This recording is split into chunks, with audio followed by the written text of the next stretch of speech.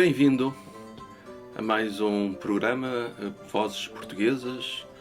Espero que seja algo que nos entusiasma, ouvirmos o que é que os outros pensam sobre como vivem e aquilo que trazem da cultura portuguesa para a cultura americana e como elas se interligam. E de modo muito especial hoje iremos ouvir da comunidade portuguesa do Hawaii ou das ilhas havaianas e de modo especial da comunidade portuguesa de Maui. So welcome to the Portuguese Voices for one more episode. I hope that we'll be able to learn listening to what other people in different parts of the US have to say about their ways of connecting the Portuguese culture and the American culture, and how do they live in that unique way. Today, in a special way, we'll be speaking about the Portuguese-American community in Hawaii.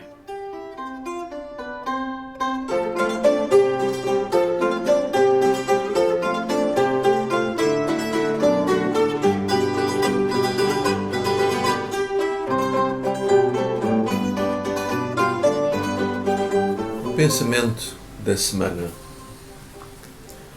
Notice the sun and the moon as they rise and set.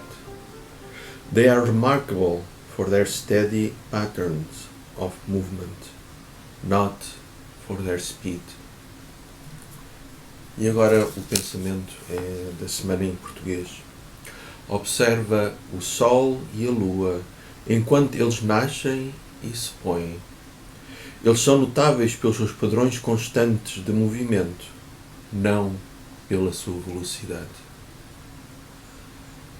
And here we have a little reflection, this sense that if we are rooted in the world that we live in, looking at the sun, looking at the moon every day, being aware of our surroundings, allow us also to be rooted in ourselves. Se nós estivermos enraizados no mundo em que vivemos, estando sensíveis ao nascer do sol, ao movimento da lua, a lua nascente, a lua crescente, tudo isto nos leva também a estarmos enraizados em nós próprios.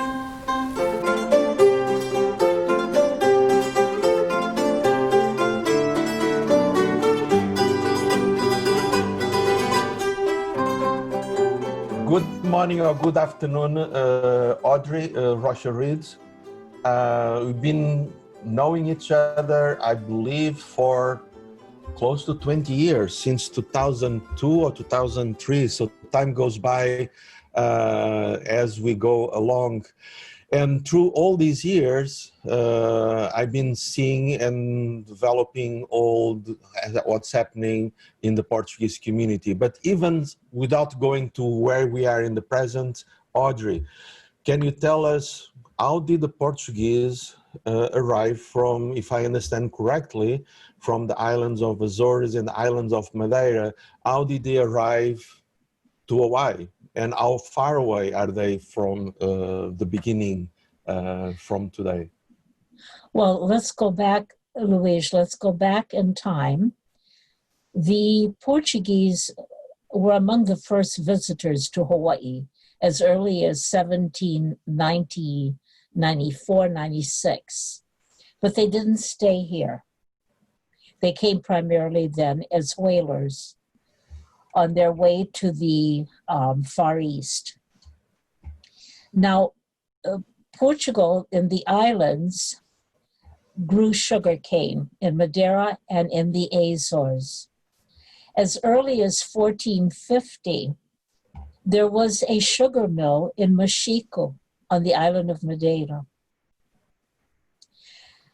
And so they had expertise in growing sugarcane. Here in Hawaii, the sugar industry was growing starting in 1820, and what they needed were laborers. And so arrangements were made for Portuguese to come to Hawaii to work primarily in sugar. And this started a migration over a 35-year span that brought in over 24,000 Portuguese. And we remained here. So that's basically, there was immigration between 1878 until 1913. So it's been over 100 years since we've had an influx of Portuguese to the islands. So we have been cut off really from their culture for over 100 years. And so speaking about that, one thing I notice when I visit the Portuguese-American community in Hawaii is a great love for the Portuguese culture, a great desire to be in touch with the roots. But one of the things that normally people are not able to go further is in terms of the language. So tell us, in what ways did the culture remain, and in what ways did the culture somehow was not present, in this case, through the language? Luís, there are several things that happened. When the Portuguese came, they had to overcome language difficulties in Hawaii. Their language was not spoken here. They had to learn Hawaiian, and then they had to learn English. And being Portuguese, they were able to do this with no problem.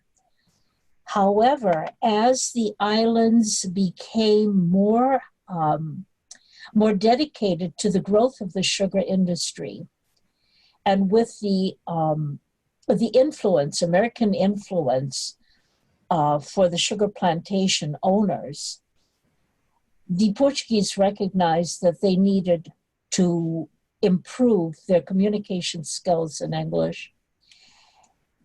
They encouraged their children to speak English, and they did not teach their children Portuguese.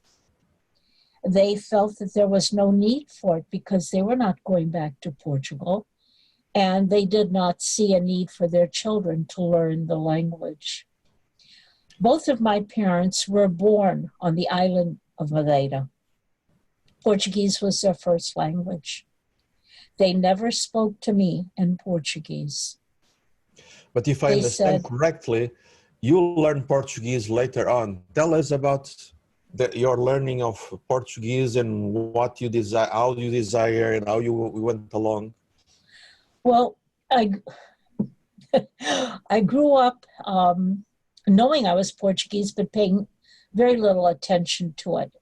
When I was younger, I was in the Holy Ghost procession, but that was the only real awareness I had of a Portuguese heritage. And then when my oldest son was in school, Jacob was about 11 at the time, he came home with an assignment. And he said, I have to write a paper on what my ethnic group contributed to Hawaii. And I said, oh. And he said, we're Portuguese, aren't we? And I said, yes, we are. And he said, so what did the Portuguese contribute? And in all honesty, Luís, I did not know. I had no idea of how much the Portuguese had contributed to Hawaii. And it's not only with the ukulele that started off as the braguinha or cavaquinho, but it was in the cadence of the what we call here Pidgin English, that has been identified as one of the Creole languages. The Portuguese contributed to that. We contributed in our knowledge of sugarcane, and particularly at the time before computers, you had to know when to stop boiling sugar. And the Portuguese had it wired because they'd done it for so many years. They did not get paid, however, to do it. There were people from Scotland who were hired to do the boiling. And my grandfather was a boiler. So he did the work. The Scotsman got paid. And that's one of the facts of the plantation era. So tell me, so later on, you went to the University, if I understand, of Portugal, and well, after helping Jacob complete his paper on what his ethnic group contributed, which included Malasadas and Panduls and Vinhedalhos and all of those things.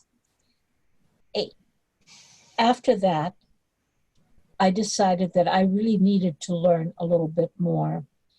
So I enrolled in a Portuguese language class that was offered through the adult ed program.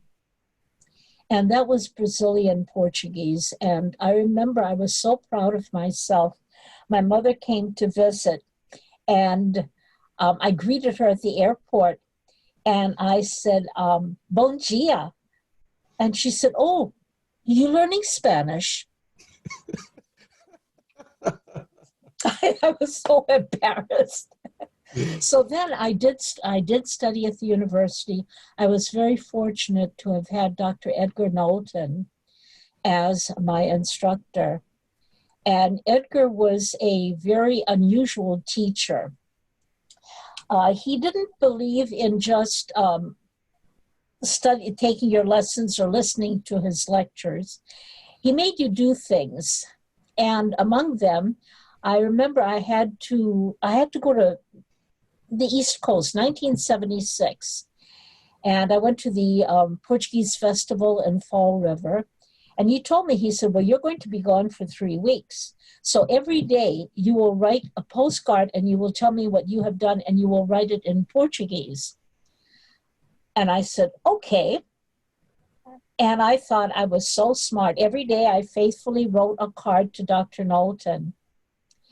And when I got back to the university, he had all of my cards, all of the errors marked in red with corrections.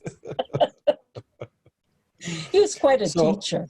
Entretanto, mantém pouco do seu português e fala bocadinho de português e ouve e entende bocadinho de português, não é?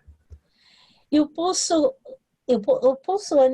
entender pouco, mas eu faço muitos erros. Eu tenho vergonha a falar, porque a língua portuguesa é lindíssima e eu não posso falar bem. So one of the things that you do is to help the Portuguese community to get in touch with their roots and translate documents. Tell us a little about what you do, like looking at 18th century and 19th century documents. I didn't start doing that initially, but there were many people here who had letters from family in Portugal, and they could not read or write it. And thanks to Dr. Knowlton, I was able to read it. I don't write Portuguese well. I never will. I think you have to be born to the language to truly do it well. But I did learn how to translate words, and sometimes by accident. For example, we had a document, a birth certificate, and I came across a word. The word was recebidos. And I think I told you this, that it took me a while to figure out that it meant a couple, a married couple, and because they were married, they could be received into the homes of other good Catholics. In other words, had they not been married, they could not have been welcomed into the homes of other Catholic families. Wonderful. Tell us about the present. One thing I understand is the uniqueness of the traditions, that if you go to Oahu, we see the punch bowl and we see some events that relate with the Portuguese culture. But one thing that is common in California is that every single town, every single city where the Portuguese are, there is a Portuguese hall, there is a Portuguese place. And only recently, something happened in Maui. Can you tell us about Heritage Hall? Yes, it goes back many years. The Portuguese have always wanted to have a place of their own, a place that they could put their things that were important to them, to have a place to meet and to socialize. And many years ago, they asked for the plantation for some land. At the time, the plantation's response was, we're not in the business of giving away land. And then, in the year 2000, the Puerto Ricans celebrated their centennial in Hawaii. And they also asked the plantation for a little bit of land.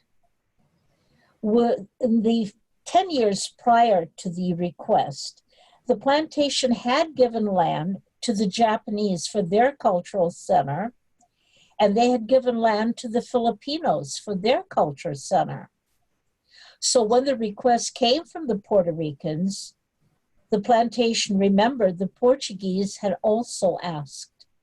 And so an offer was made to the Portuguese and the Puerto Ricans if they could agree to partner to develop a piece of property, then the plantation would make the land available to them. And that basically is what happened. It didn't happen easily because neither the Portuguese or the Puerto Ricans wanted to form a partnership. And both felt they were superior to the other. And finally, one of the Puerto Ricans was smart enough to say, wait a minute. Right now, we don't have anything. If we partner, we will have half of something. And we found that we had friends and family in common. And that was when we agreed that we would partner and we would build something together that would give each group a cultural resource center. And it would provide a hall for meetings and a certified kitchen. And that is Heritage Hall. And I remember that in 2016, even before the Heritage Hall was open, I visited, and it was in the latest steps of development, and everyone was getting ready. And even I saw a Portuguese oven. Can you speak about that, the Portuguese oven that is there? Oh, yes. We have a Portuguese stone oven, a fourno de pão, and we use it to teach children how bread was made before electricity. So we have the children come in, they have to be at least 8 years of age, and we prefer them between the ages of 8 to 12, and we talk about what we are doing. We're kneading bread, and we're shaping it, we're panning it, and we're putting it into a stone oven that has wood burning in it. The children enjoy it. They say it is the best bread they have ever eaten because they help make it. When you are speaking about the sweet bread, the ones that everyone in the world, they say the Hawaiian sweet bread, but the Hawaiian sweet bread is what? The Hawaiian sweet bread is, I think, an insult to the Hawaiians. So, but the real story that you are trying to tell us, you are telling us, is the sweetbread, is the Portuguese That's correct. The Portuguese brought to Hawaii, correct? There you go. Yes, and Okay. you're absolutely correct, Luís. We brought sweetbread to Hawaii. And here, the funny thing is, if you came from the island of Madeira, you said it was pão doce. If you came from the Azores, the same thing was massa salvada. That's wonderful. Tell us something else, which is, now you are sitting, speaking to me in the Heritage Hall, the Portuguese Hall and the Puerto Rican Hall, speaking to me. Yes, but I'm in the office. I'm not in the Cultural Resource Center. But you are in the same space than the Cultural Research Center. Yes, and it's right across. Where you have a kind of a little museum with the Portuguese. You have outside a future panel that is going to appear where the Portuguese came from. Tell us about how you use the space and the struggles that you are going through because of COVID-19. Well, when we opened 4 years ago, very few people realized that they could rent our hall. And once they did figure it out, over the years, our use has really skyrocketed. And we knew at the end of last year that last year we turned a profit. And that is because of the kitchen as well as the hall. We have 2 conference rooms in the building I am in. And we were doing so well, Luís. And then COVID-19 came along, and the usage, because we could not gather in groups. And for us, that was devastating. For basically almost 4 months, we had almost no income. We could not shut down the kitchen because it's a support kitchen also. There are food vendors that need us. And so we could not shut the kitchen down, and that gave us income. So we were fortunate, to have had that. It got to the point where if Heritage Hall cannot cover its expenses, we then have to ask the 2 partners, the Maui Puerto Rican Association and the Portuguese Association of Maui, to pitch in the money. And we have not done that. We've made it on our own. And then suddenly we have no income, and there are still expenses. You've still got your insurance. You've got to pay for the maintenance of your air conditioning system. You've got to pay for your photovoltaic. You've got to pay for gas for the kitchen. So all of these expenses they're quite high. And so we applied for a small business loan, and I asked for $10,000, basically to cover the utilities. And Small Business Administration came back and said, you are cleared for a loan of $43,700. And I said, no, I'm Portuguese. We only need 10,000. But we can always go back if we need more. But starting in the middle of June, the County of Maui said we could increase our meeting size to 30 people, from 10 to 30. So now people are coming back and they are using us again. And we have really needed that. So Audrey, thank you very much for these moments.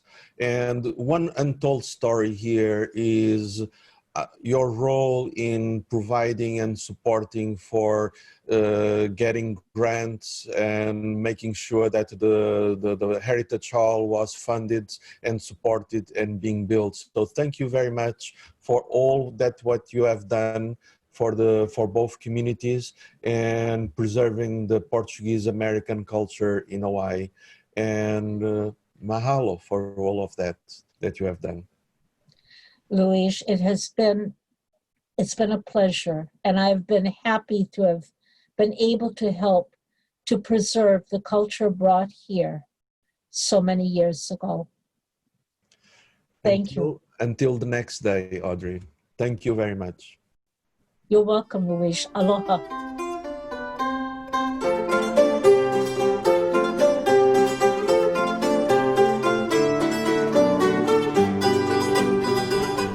E no ano 2002 ou 2003, quando estava a fazer um documentário sobre a comunidade portuguesa no Hawaii, tive a oportunidade na ilha do Kauai de encontrar uma senhora portuguesa chamada Beatriz Almeida, que excepcionalmente, e porquê é que eu digo excepcionalmente? Porque a comunidade portuguesa dos Açores e da Madeira, que se encontra nas ilhas do Havaí, é uma comunidade que já se encontra há mais de 100 anos e sem novas gerações e, portanto, a língua já raramente se encontra. Significa toda a gente sabe dizer malassadas, toda a gente sabe dizer pão doce, mas falar a língua é raríssimo.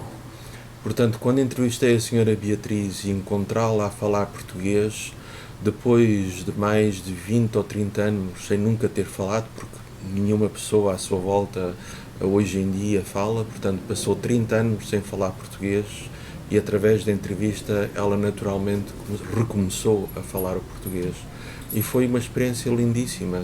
Portanto, aqui temos a senhora Beatriz Almeida.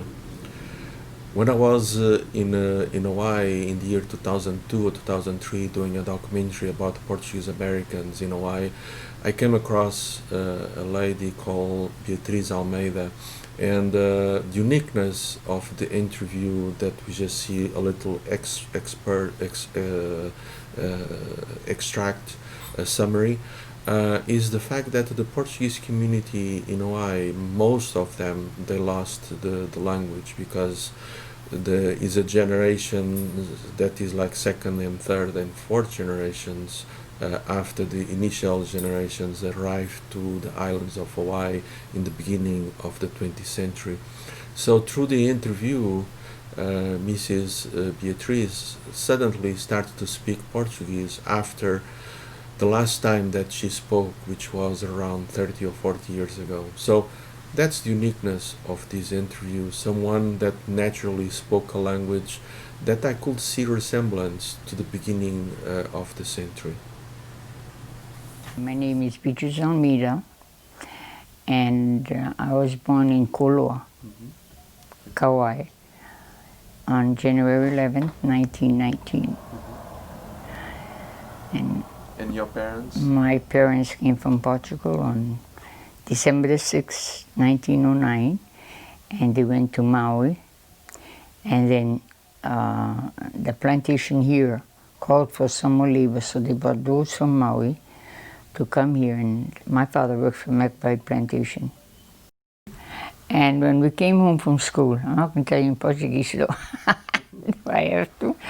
When we come at the minute we reached the door, he said, from that door in, no English, all Portuguese. Can you say it now in Portuguese? Ok, dessa porta para diante, ninguém fala inglês, é tudo em português. And in those days you had to say, yes, sir. So we say, yes, sim, senhor, you know. And that's the way it was. Well, I tell you, we were so busy, there was hardly any time to talk. Food talk would be at the dinner table. And then they used to talk about the Holy Ghost feast, which we used to attend, which is very nice, but they don't have it anymore. Well, we couldn't wait for the Holy Ghost. It was a great thing, you know. And then we used to, they had some men special make auctions on things or whatever, sweet bread and things like that, you know. And one thing good is we had free soda water, you know. But there really isn't nothing much to say, but they used to go with that Jesus all around the church, and we used to get the celebration at Kalahio Park. Okay. But they used to carry the Blessed Sacrament for men. Quando a gente chegava da escola, well, a gente comia um bocado de pão e com um copo de leite, and then a gente tinha que sachar a cana e a ananás.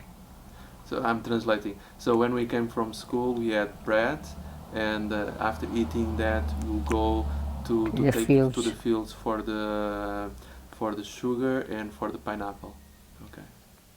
And then when we would come home, in those days, you know, our parents baked bread, and we had to make the yeast and wait for it to rise, and then my mom would bake the bread. But when we got of age, at 10 years, we were baking bread already. Wow. Então tinham forno de pedra? Yeah, a gente tinha um forno fora, yeah. E quantos cozinhavam todos os dias da semana ou não? Ou duas vezes Todas por as semana? quartas-feiras e todos os sábados. So you cook every Wednesday and every Saturday? Okay. E cozinhavam pão normal e pão doce? Ou... Principalmente pão branco. Pão doce era só na festa. Só na festa do Espírito Santo? Na festa e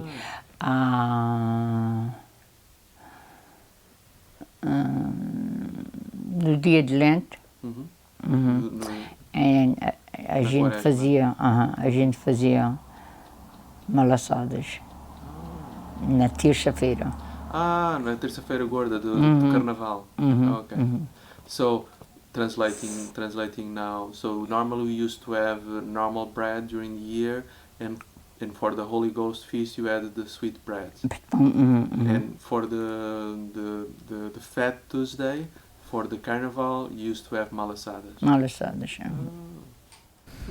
Se deseja ver toda a entrevista na sua completude, na sua totalidade, pode ver junto da página da web portuguesevoices.org e lá encontra a versão total. Portanto, a versão que aqui apresentamos no nosso programa é sempre uma versão abreviada por causa da dimensão do nosso programa, mas a versão completa todos têm acesso através desta página da web que está ligada com a página do YouTube portuguesevoices.org. If you want to watch the full version of the interview that you just listened to and watch it, you can see it in the webpage portuguesevoices.org. And there you can find the full extensive interview because during this program we don't have the opportunity to show the full interview. Thank you very much, and I hope that you enjoyed.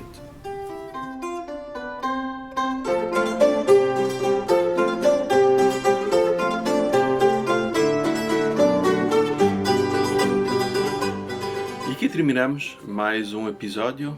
Espero que tenhamos aprendido todos um bocadinho ouvindo e dialogando com aqueles que aqui estiveram, e até à próxima semana. E na próxima semana iremos continuar ouvindo sobre a comunidade portuguesa no Hawaii ou nas ilhas havaianas. And here we are concluding one more week. And I hope that we learn from and listening to the conversations about the Portuguese-Americans today in a special way from the islands of Hawaii, and we'll continue a little more next week with them. See you next week, e então até a próxima semana.